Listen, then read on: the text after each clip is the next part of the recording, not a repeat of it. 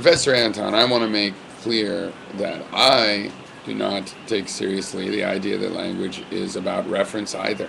I believe language is more about something like speech acts, something inspired a bit more by the idea that speech is an action. That, we speak, make sounds for the same reasons we make other actions, to affect some change in the world, to attempt at least to do that. Okay, so it's not an either or, that, like, rather it's not the either or that you present, all right? Because I do believe that the question, are words in space and time, or are we in the space and time of the words? I think since the second option makes no sense to me, whatever, that it's going to be the first option. Words are in space and time. We are in the space and time inside words. I don't even know that has a definition. Now, I think the big theme that in which you're evasive is this stuff where you're going on about animals. If you're communicating with animals, it's not language. You're using symbols and all the things that we recognize as language, but there's something special. It doesn't mean humans are better. No, we're worse as well. We're the best and the worst. We're the most extreme, the most important, the ones that count. No, that's not what I believe. There's difference in gradation. There's different aspects of language and complexity. And that is to say, probably the communication systems in other animals, in some ways, is more complex. But I'm a big fan of human language, and I believe we probably have a lot of, blue ribbons posted up in our, pinned onto our language. It's a great thing. Maybe so much that we only want to define language in a way that applies to human languages. Okay, we can do that. But making these arbitrary distinctions between communication and language when they're just going to be fuzzy thresholds so that we can make categories, then you want to turn it into something fundamental.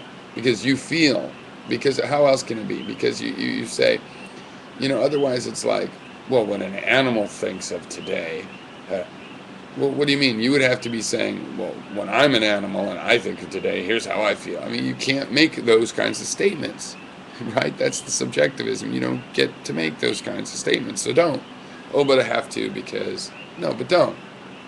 Okay, and that's a being taken seriously thing, as a matter of fact. I can make myself hoarse.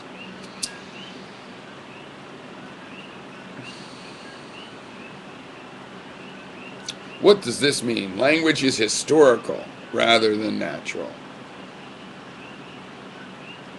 Well, you're talking about your reference arguments.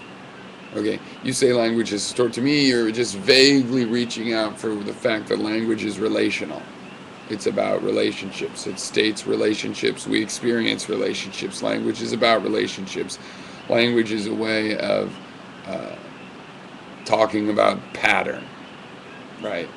That's why every word has to be have a domain over which it applies. The word horse, it's not just one horse. A name, even names where the name is supposed to be unique, right? Like the word horse, there's lots of horses, Oh, but Fred is just one Fred. Oh, except for all the other Freds. Oh, but that's not the same Fred, right? Special use of names, but even those we reuse because language works by categorization. Well, who knows? That's not why we have that naming convention. That's just a strange oddity about this other fact that most words, they all rely on the categorization, which is to say that they're elements in making statements about patterns, things that repeat, right? Horses, that pattern repeats. He asked about the question of in. Yes, it's interesting in the consciousness, in the relationship. In cognitive science, the explanation is that, the only arguably literal, and I don't believe they're literal anyway, but they're arguably literal, or what will define literal, or the starting point, and that will work as literal for us, for all thought, related from metaphor to metaphor, goes down to sense and motor metaphor. So spatial metaphors, basically. Spatial metaphors, and other sensual metaphors, but spatial metaphors are very dominant. So we have in the spaces, these are ideas, is the idea space, okay? Where in love, I don't know, that might be just a homonym for all I know. Maybe it's a location in love. In a pickle. In the horizon, I haven't heard before. It's interesting. I don't think you can be in the horizon. People say on the horizon, and that's similar kinds of issue about being on it. It's very interesting why you couldn't be in it, but you could be on it. But maybe you've heard this, in the horizon. I'm interested in what context that's used in. But I don't want to make the answer sound too simple, but see, it's not my answer. Talking about the metaphors we live by.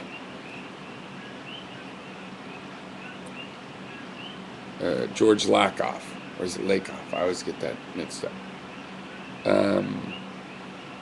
We use spatial metaphors. That's the answer to that. Okay, so that's the answer to all the voodoo about here's why it makes no sense that you have to talk this way about it to be serious.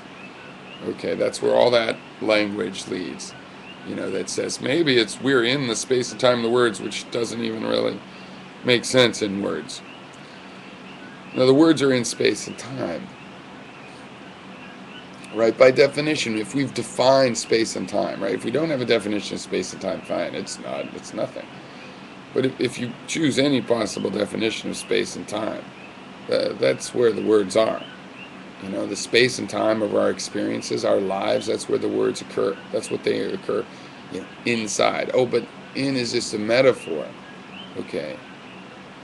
And in that case, even time has to be spoken of in a spatial metaphor. We don't talk about time very literally. So if you want to invent a literal way, we're still going to say things like between this and that, after this and that, maybe starts to be literal.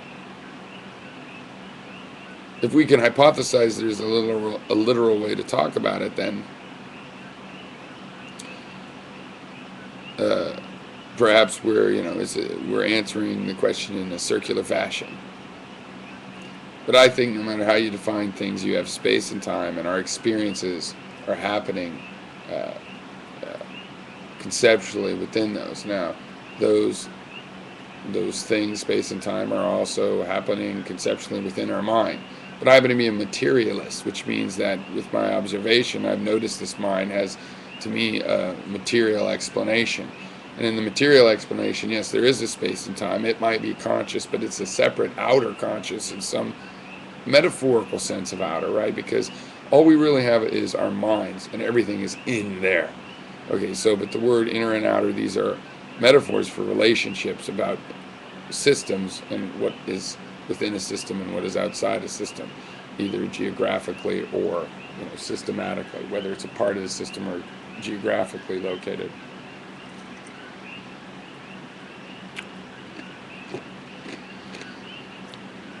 I don't really, I think it's a clever thing about the today is Friday versus the day I uploaded this was Friday. I think language is relativistic. We pretend it's literal and static, but it's not. It's relativistic. That's why everybody that would watch a video saying today is Friday the 13th would know that that's because the video was made on that day. That today is when you are at the time you make the video, when you were relativistically. When I watch the video for the first time and I see you on, some later date, and it's all happening at that later date, I see you through a window of time. I have that historical feeling, and you say today is. So I see the difference. Perhaps you're pointing out that there isn't a difference for humans because we have this historical sense. To me, that is purely human linguistic, okay? We have words that act as variables that I can't say